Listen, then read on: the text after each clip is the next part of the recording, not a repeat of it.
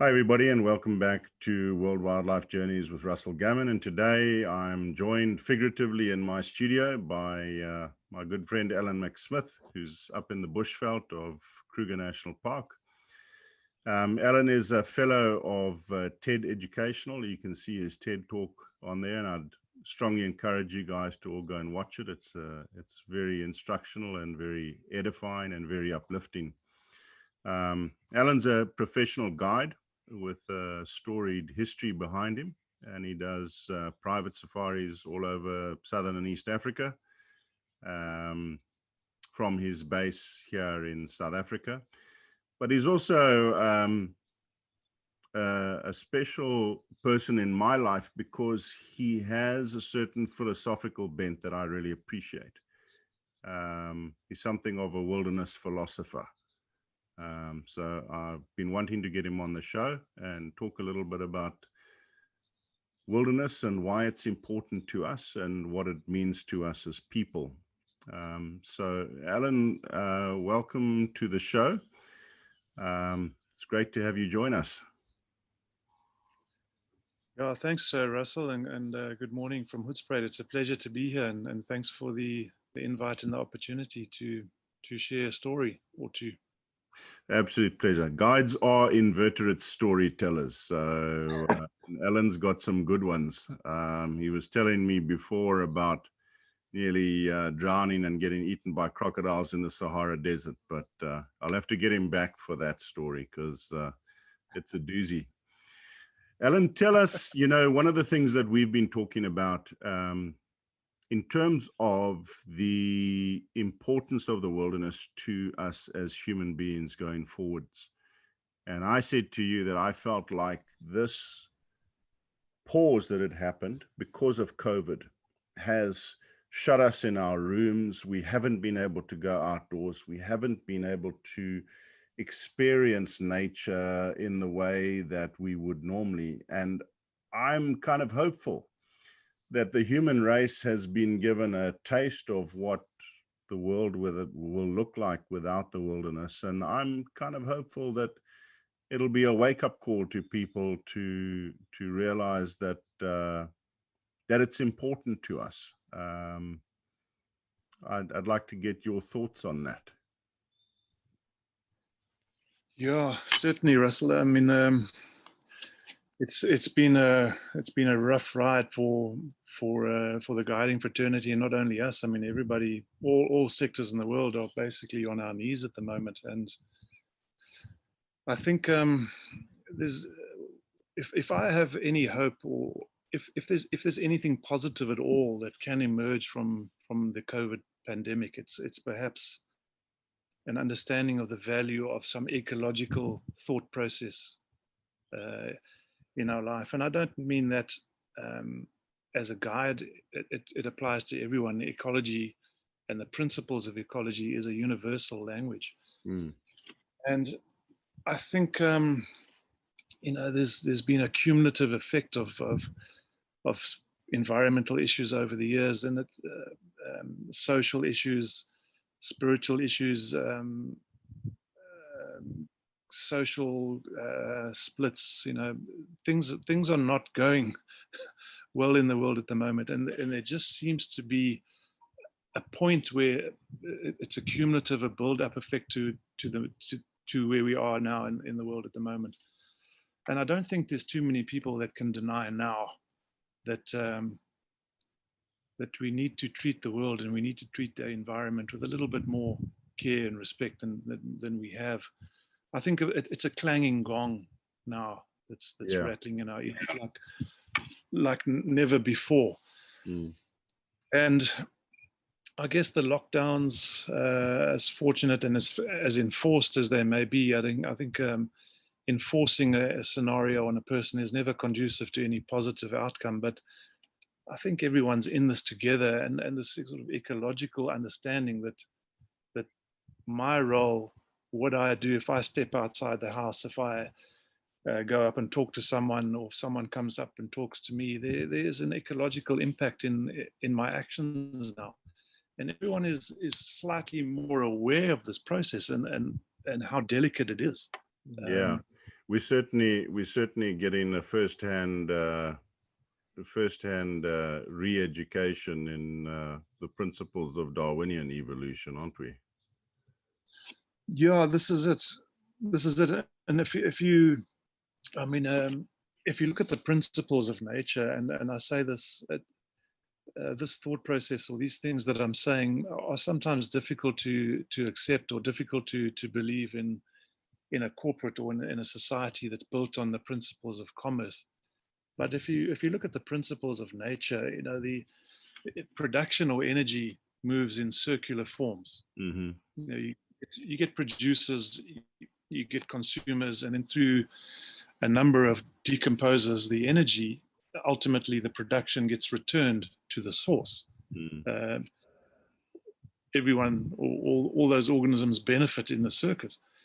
But in corporate intelligence, if you'd like to call it that way, the production or consumption of energy is in a linear format. So you have a Yeah. source, Yeah. you have a consumer, and then you have endless amounts of consumers. And every now and again, there may be a bit of noise in the air. An NGO might create some awareness, and there's a little bit of change in trajectory back to the source. But invariably, because of the instructions that we've been taken by our leaders, that we've been taught to assimilate production to our own benefit.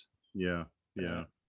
Do you see that changing anywhere in the corporate world in small ways? Do you think there's a dawning of a realization of where, you know, when they design a product life cycle, it has to include the, you know, what happens to that product after the end user's finished using it?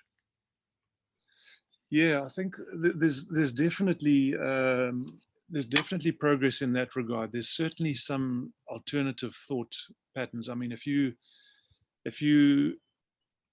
the discussions that I've had with executive business leaders in the past 5 years, even culminating now during the pandemic, I could never have had the discussion I had 10 years ago or 15 years ago. There was very little understanding of this ecological process that, you know, if we recruit master partners in their own field, they can, if we co-create or develop projects or concepts by using many different sources of inspiration, you can actually become more productive. Yeah. And I think in the past it was all about, you know, well, I'm doing what's best for me and for my company, and I'm going to squash the opposition in the process. Mm. Mm. I think there is a gradual sort of release of the pressure cooker in that regard. Is there's certainly more co-creation going on, and it's not across the world. There are cultures, there are European cultures that do that, but it's a minority. Yeah. It's an embryonic concept. And It, it, on more of a personal level, what is it that you feel?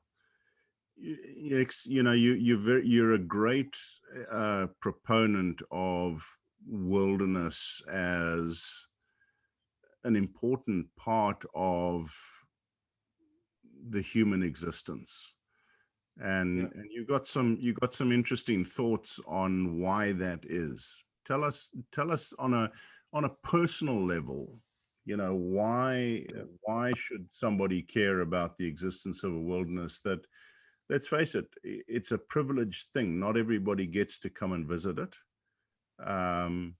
What is it that's important about it to us as a species, do you think?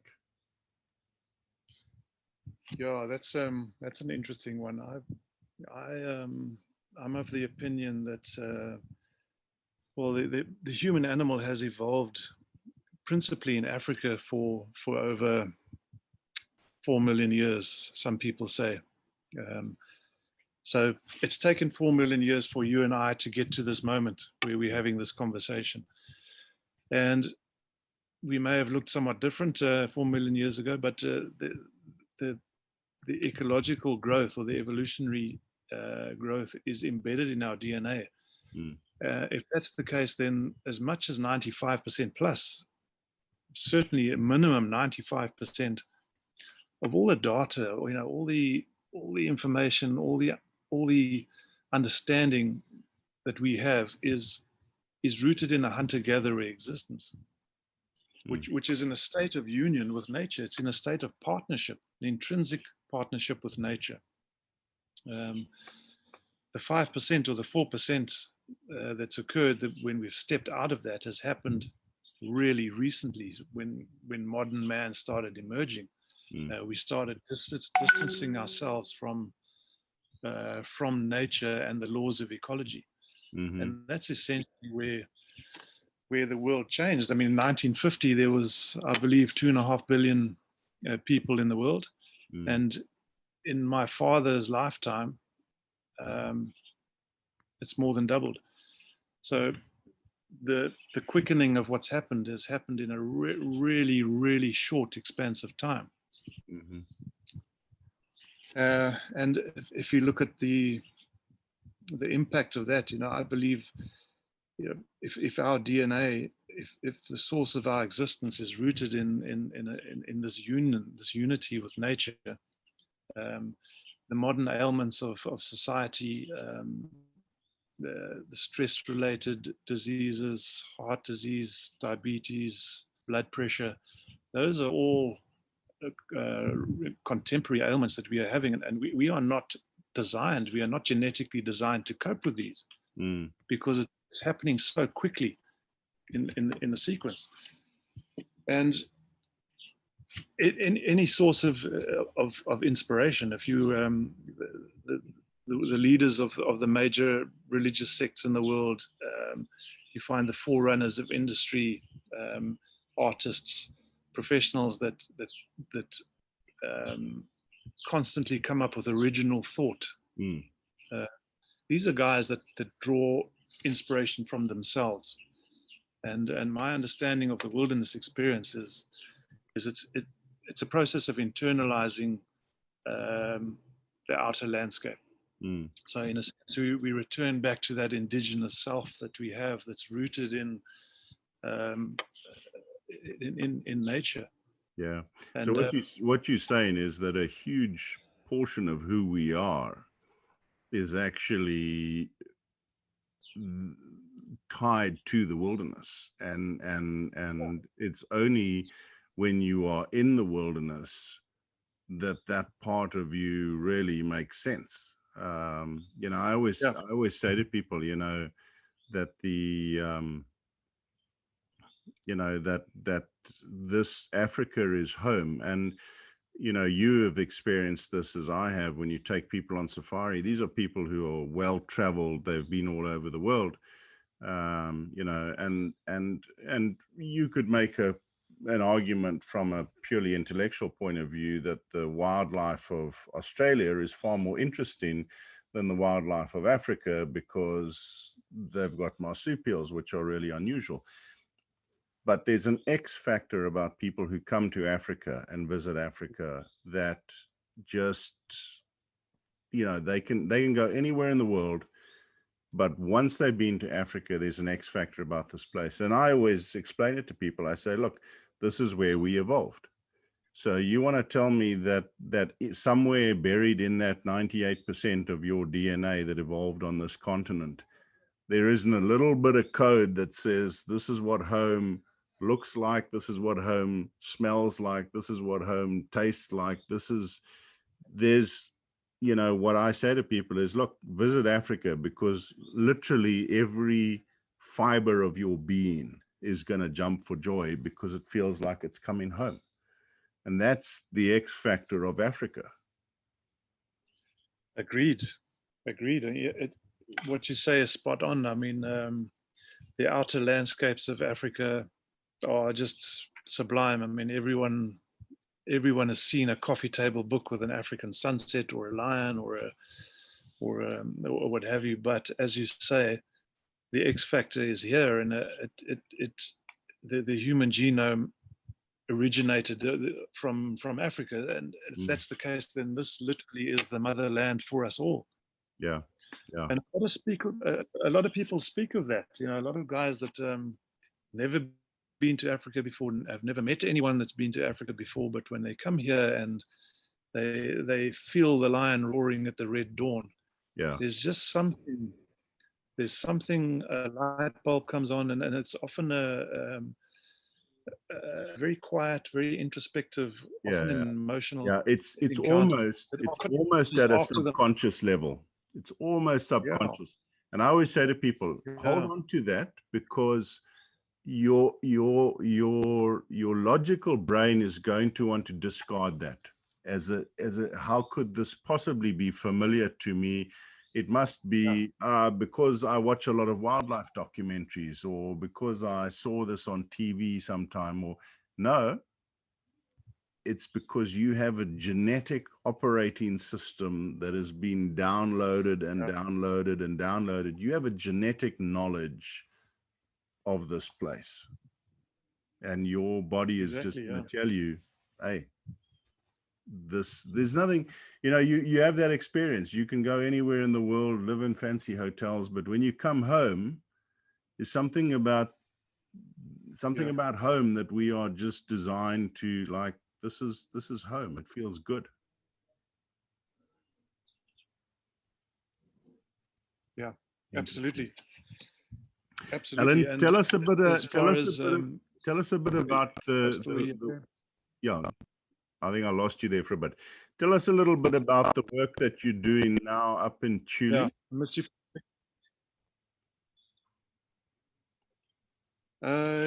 Yeah, Russell, I'm involved with an organization called the Africa Experience, and it's spearheaded by a foundation which is based in Holland. It's called Timbo Africa, and what what the model is built on is the circular flow of opportunity or production, and it's again this comes from the the ecological mindset.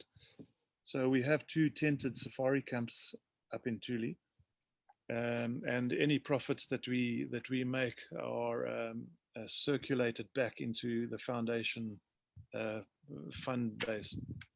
Of course, it's complemented by the funding network in Europe and elsewhere. And through that finance, we operating a series of research and conservation projects in the Tule.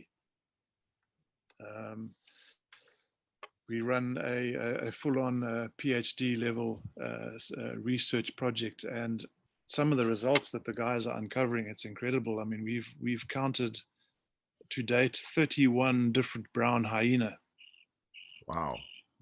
different individual brown hyena in our central Tule concession, which is about 15,000 hectares.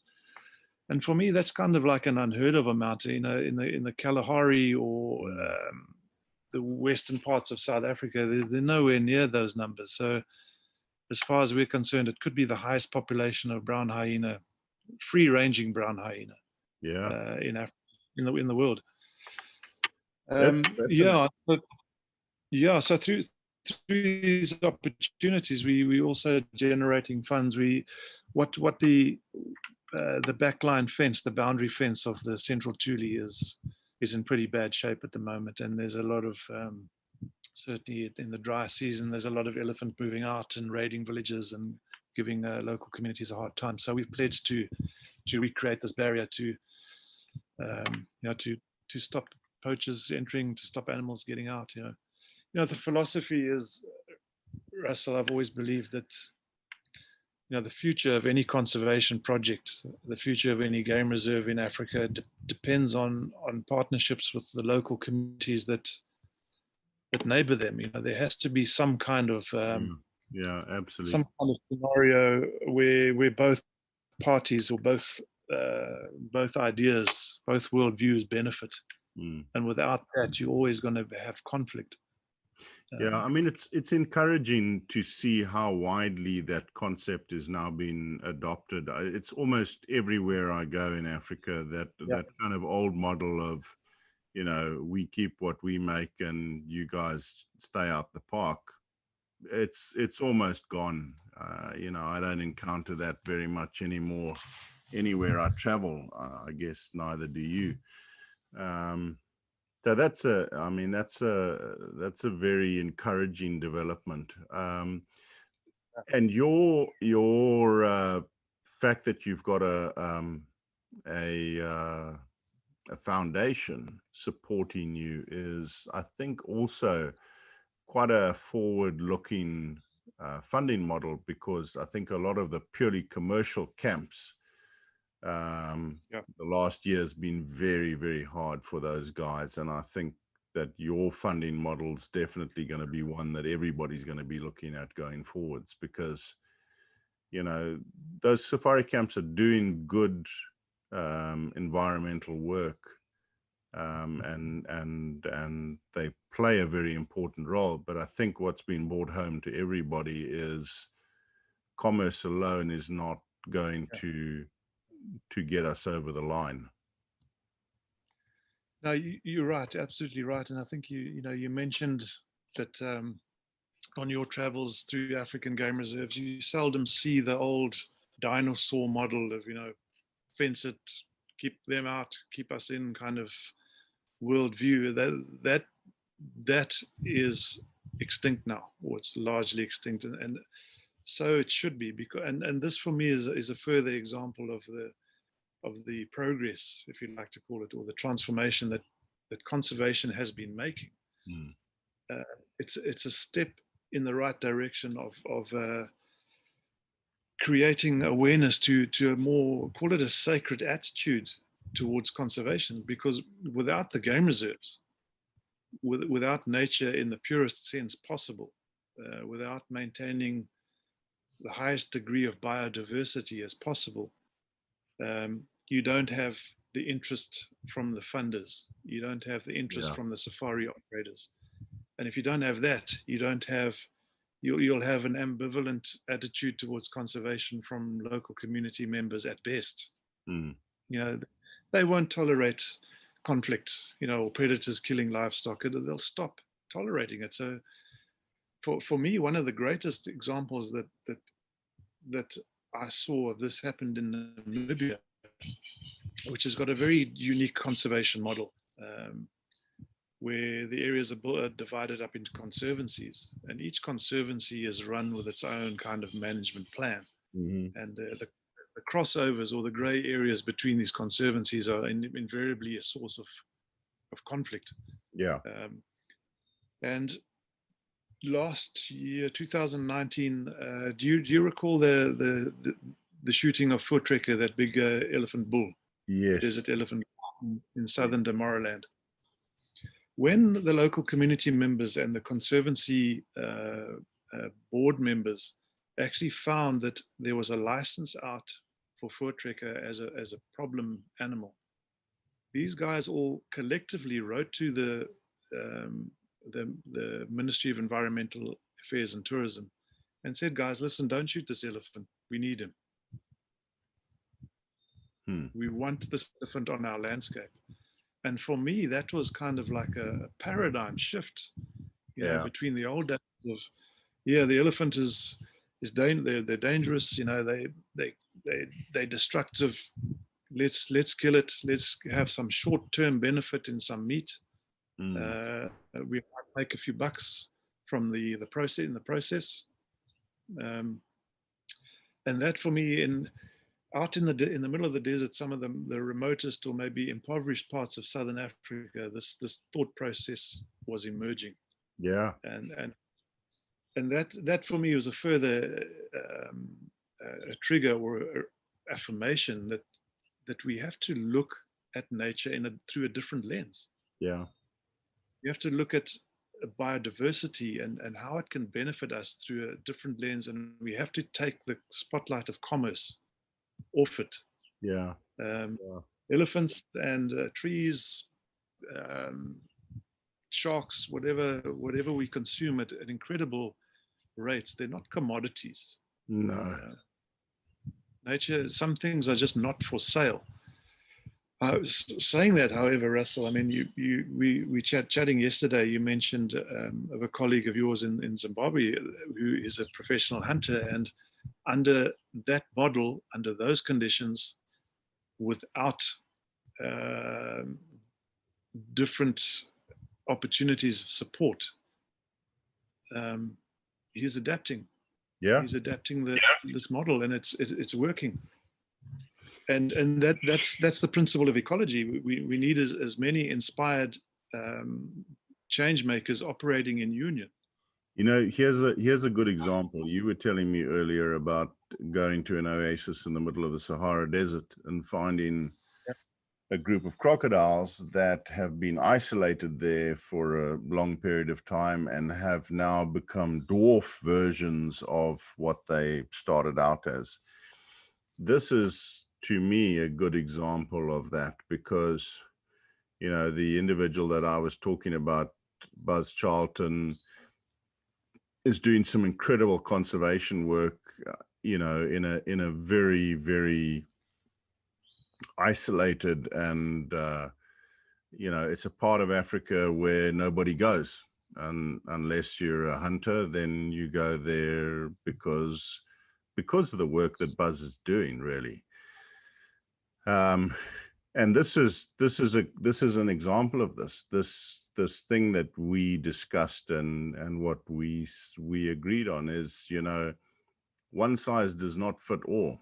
You know, the whole principle of Darwinian evolution is that you evolve a strategy according to the circumstances in which you find yourself. And, you know, this is something that I feel very strongly about, is we need to be extremely careful. You know, people are very passionate about advocating for their particular solution because it works where they are, and that's great. I'm all about that. You know, listen to the local people and do what works for that particular situation. But understand that this is a vast continent. It's 24% of the Earth's surface. So, you know, it's like saying, well, you know, what works for the Arctic fox, you know, in North America, we're gonna use the same strategy for the coyote in Arizona. It's just, it beggars belief that we are still in this paradigm where people are advocating, you know, a one size fits all solution, because it simply will not work. So yeah, I think there's nuance there, and we need to acknowledge that. But tell me a little bit about, you know, we were also talking about how you as an individual have a particular affinity for elephants. Talk me through this love for elephants. When did it start? Does your wife know about it? And what's at the heart of it for you? But what do they mean to you personally? Gosh, Russell, where did we start? I guess at the beginning is a good place. By the way, yes, my wife does know about it. She often loses sleep when I'm away, but that's could be that. It's for another discussion. Yeah, there's something about elephants, isn't there? You know, they're what we professional guides call very, very big. It's hard to miss an elephant on a landscape. You're saying that, I mean, they can disappear behind blades of grass that I've, you know, Yeah. that is just another discussion on its own. But okay, so you've got this big, large 5-ton animal. It's not just 5 tons of protein. There's something there. There's a special something there, and what the special something is, how to actually find a vocabulary to describe it or wrap it into words, is a challenge in itself. I think it's the sum total of the complexity of elephants, the intelligence they have. They have a, people say elephants will never forget, and yeah, they have a memory, but why do they have a memory? It's because that they have an intelligence. So So they just there's a thing that can't I always find in their presence. There's something that sets them apart. You can yeah, have an encounter with a hippo or a buffalo or a giraffe or a lion or any of the other iconic species. yeah. But the interaction that you have with a big bull elephant is of a completely different dimension. Yeah, of course. If you are interacting with elephants and you're watching them, or you just look, just the sense of presence you get from them. I love buffalo, for example. I really enjoy buffalo. But when you look into a buffalo's face, the greatest of respect, there's not a lot going on Yeah, the lights there. are on, but no one's home. I mean, they're amazing in a curious buffalo kind of way. But with elephant, there's a complexity there, and they're complicated animals. And I think we have to define what if something is complicated. Um, it's difficult to find a solution to unravel it. But if Mm. something is complex, it's easy to understand. So elephants are complicated. Um, The they other have a thing I think is, I always say to people, I'd hate to play poker with a bunch of buffalo because they're unreadable. They might be about to run away, they might be about to come and try and kill you, but you would never know from their expression. And I think the thing with elephants is they have the most incredibly eloquent body language. They're talking to you the whole time, like every movement of the trunk, every inclination of the head, every movement of the ears, the tail, literally every fiber of their being is communicating with you all the time.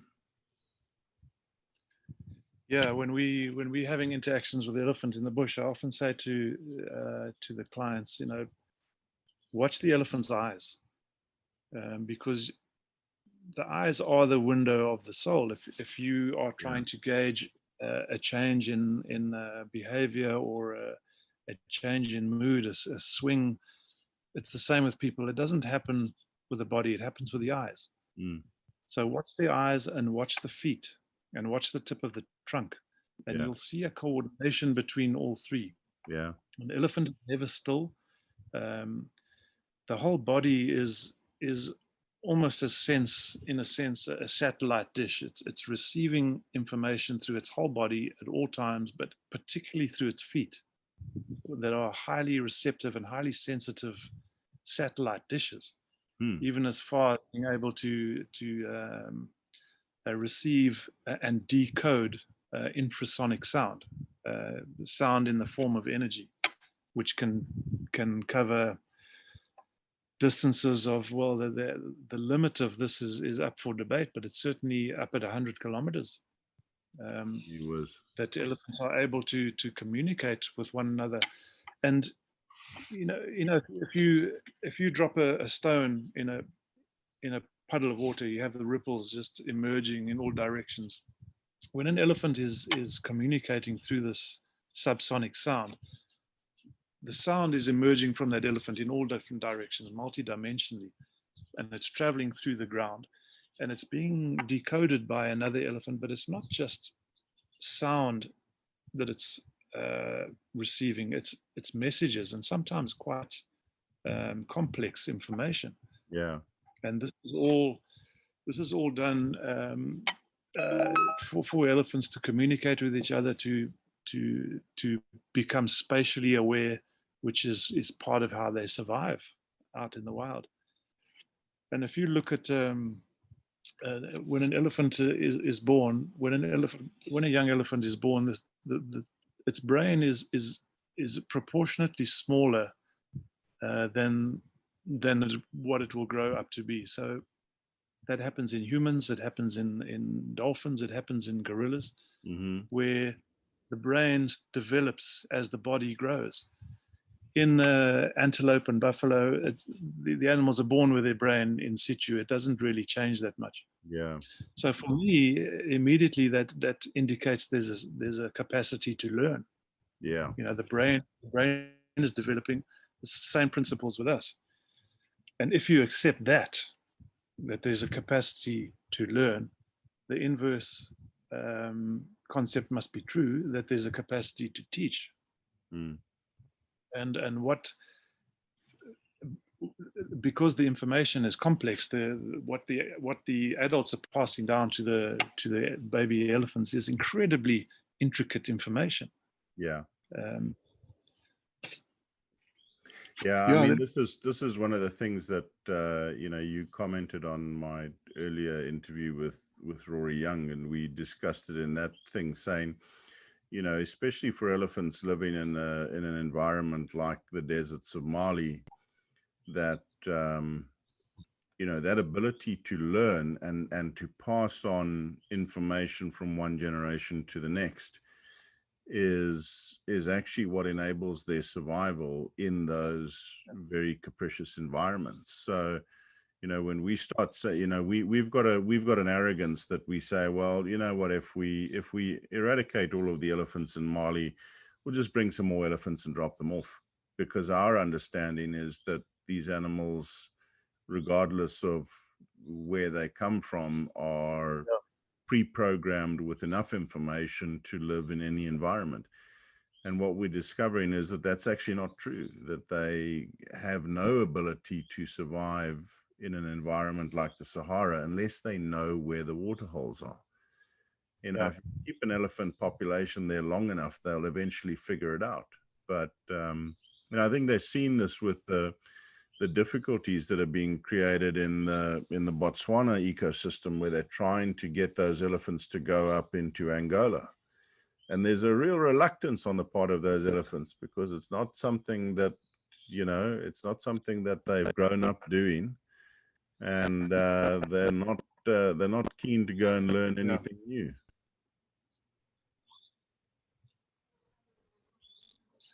Yeah, I think there's elephant are like that. I think they certainly have their home ranges there, and there's even an understanding now within research that there is different cultures of elephants, different languages, there's different dialects, and it happened countless of times close to where we are here in the Kruger National Park, where they, in an attempt to expand the Transfrontier Reserve, they collected or they mobilized a group of elephants, picked them up and put them into Mozambique. And when the elephants kind of came to, all they did is it just turned around and walked back. I mean, they obviously did. Maybe they didn't speak the Portuguese dialect, but it certainly is another fascinating insight into the complexity of elephant. And I don't think these things are confined to elephant. No. But because they're so visual and easy to watch and relatively easy to get into a position to absorb all these subtleties that make elephants special, they're certainly a keystone animal on safari, I believe. You know, we used to watch them in Mana Pools and the Nyakasanga River. They used to go over the Nyakasanga River, which was into a hunting area at night, because there was no hunting allowed at night. And in the morning, if you were sitting on the Nyakasanga area, you'd see them in the dusk, you know, just as the light was coming up, and they were running for the riverbank. Yeah. And they'd sprint flat out down into the riverbank, and they'd keep going until they got to the midpoint of the river. And then they'd stop and like saunter up the other side. They knew exactly where the boundary was. They knew that they were safe in the dark, and they knew that they had to be back in the park by first light. I mean, it was unbelievable. Who taught them that? Nobody knows, but they knew. It's amazing, isn't it? And what we've also seen, I've personally witnessed here in the Timbavati Game Reserve, which borders the Kruger. There used to be a fence there, a physical boundary. And in those days, there was a lot of indiscriminate hunting going on, and the fence was not the only boundary. There was that, that invisible boundary that the elephants were brought up with it. And when that fence came down, you could watch movements of elephants coming from the Kruger. They'd get to the old fence line, they'd wander into the Timbavati for a meter or 10 meters or so, and then abruptly turn back. So the elephants are not confined by physical barriers. The sense of stress or the sense of history of an area is passed down from generation to generation. So an elephant calf will literally sprint through the area where shooting or hunting or culling has occurred, or poaching has occurred. And this is an elephant too young to have experienced it. It's not. It's not. It's not from memory. It's from being taught and being told how to do it. Yeah. Amazing. Yeah. Alan, I know that you've got other things that you need to get to. Thank you very much for joining us. Can I share another story? Sure. Can we go into extra time, do you think? Yeah, 100%. Knock yourself out. When any of your listeners on the show, if you're looking for what's the word, a surprising safari experience, do some research on Zakuma National Park in Chad. I think for me, as guiding for 32 years before I managed to get up there, my reference system of pristine ecosystems or concentrations of game was the Okavango. I'd never guided in East Africa, so I never saw the volumes of zebra and wildebeest that you would see up there. So that was kind of my reference point. But when I got to Zakuma for the first time, my goodness, it was like an infinity pool of animal encounters, and different animals, different variations. You have the Kordofan giraffe, you have Lelwell's hartebeest, it's the forest buffalo that you find there. So it's the same animals, but different variations. They look different, coloration is different, but simply layers of volumes of animals. So you'd be on this open floodplain and you'd have 20 giraffe, and behind them you'd have 300 buffalo, and then olive baboons walking past, and then a flock of 100,000 quelea coming in from stage left, and you'd have 300 or 400 northern crowned cranes. That sort of intense interaction. Now, Zakuma National Park was a pretty lawless area. It was a national park proclaimed in the 60s, but Chad is not called the dark heart of Africa for nothing, I believe. And when the African Parks Network took over the running of the reserve, Zakuma, the first thing they did was obviously get a handle on the security of the area. Intensive, extreme poaching, elephant poaching was occurring there, mostly from mounted poachers from Janjaweed rebels from the Sudanese areas would come in and have these extreme poaching safaris where they'd round up 200-300 elephant in one place and just mow them down. So in a relatively short space of time, the African Parks Network turned this around, and they were slowly able to start a tourism venture where the reserve was secure enough and convenient logistics were in place to start bringing folks in to experience this, because the donor dollar can only be stretched so far.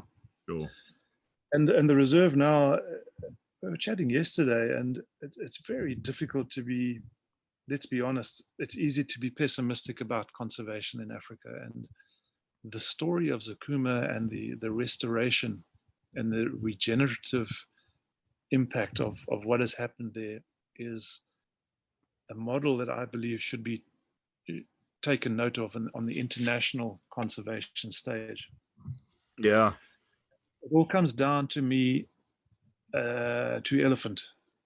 Um, because of the public awareness, and you spoke about anthropomorphism earlier, and how that is slowly becoming ingrained into mainstream conservation attitudes. And animals, they're not just animals. They there's a soul to them, and there's something that needs nurturing in animals, and that mindset is becoming more and more prevalent, and so it should in conservation. But when the world was first made aware of this extreme volume of elephant poaching, that's when the interest in this conservation project was born, as far as I was concerned. Conservation organizations started to develop, donor money came in, interest came in, commitment came in, and through a series of events, Zakuma started, the restoration process started. The end result is what it is now, and it is a phenomenal success. So, to cut a long story short, elephant may be keystone to. We all know how valuable they are in an ecological system where returning proteins or nutrients back into the ground, recycling, opening up water holes, creating microhabitats for other animals, opening up pathways. The list is endless. Everyone understands the ecological value of elephant in nature, but they're keystone to something else. I believe that they are keystone to a greater awareness to this new sacred attitude we should all have towards nature. And if we can't look after elephant, and if we can't pay attention to elephant, how are we going to pay attention to other animals? How are we going to pay attention to the impact of viruses that have the human race, the most advanced, the most sophisticated animal, allegedly, in the history of mankind has been brought to its knees by a virus. And go figure that. There surely can't be anything humbling than that. Because that's exactly what it boils down to. This thing that's brought us to our knees isn't even technically alive. Exactly. That's the thing, is it's a virus. It's a scrap of RNA. It's actually not technically alive, but it certainly has had its way with us, hasn't it? Alan, thank you so much for joining us today. It's been an absolute pleasure to hear your words of wisdom. And for those of you that are interested, I'll put a link in below to some of the things that Alan's spoken about, including a link so that if you want to get in touch with him to talk to him about Zakuma, you can do that. Alan, thanks very much for joining us. Thank you, Russell. Thank you so much for the opportunity. And I look forward to maybe doing this properly around a campfire and at the end of some beaten dirt track somewhere at some point soon. So I think it's probably going to be in Zakuma. I was born ready to go. That's what I like to hear. Thanks, my friend. Thanks, Russell. Have a good day.